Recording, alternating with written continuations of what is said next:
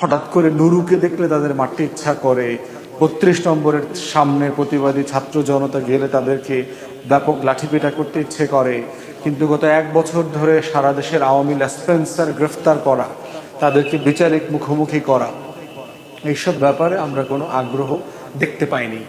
এই আইন শৃঙ্খলা বাহিনীকে গত ১ বছর ধরে আমরা খুবই নিষ্ক্রিয় অবস্থায় দেখেছি। কিন্তু আজকে ৩২ নম্বরের সামনে গিয়ে দেখলাম তাদের যে জজবা, তাদের যে মানে মানে যে হঠাৎ করে তাদের আইন শৃঙ্খলা রক্ষা করবার যে অনুভূতি, এটা একেবারে উপরে উঠে গেছে আর কি, জজবাটা ফিরে আসছে। তো এই জজবাটা তো যৌথ বাহিনীর এবং আইন শৃঙ্খলা বাহিনীর গত ১ বছর ধরে আমরা দেখতে চাচ্ছিলাম। হঠাৎ করে নুরুকে দেখলে তাদের মারতে ইচ্ছা করে। ৩২ নম্বরের সামনে প্রতিবাদী ছাত্র জনতা গেলে তাদেরকে ব্যাপক লাঠিপেটা করতে ইচ্ছে করে। কিন্তু গত ১ বছর ধরে সারা দেশের আওয়ামী লেসপেন্সার গ্রেফতার করা, তাদেরকে বিচারিক মুখোমুখি করা, এইসব ব্যাপারে আমরা কোনো আগ্রহ দেখতে পাইনি।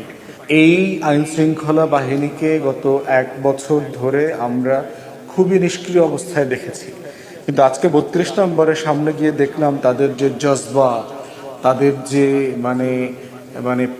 যে হঠাৎ করে তাদের আইন শৃঙ্খলা রক্ষা করবার যে অনুভূতি, এটা একেবারে উপরে উঠে গেছে আর কি, জজবাটা ফিরে আসছে। তো এই জজবাটা তো যৌথ বাহিনীর এবং আইন শৃঙ্খলা বাহিনীর গত ১ বছর ধরে আমরা দেখতে চাচ্ছিলাম।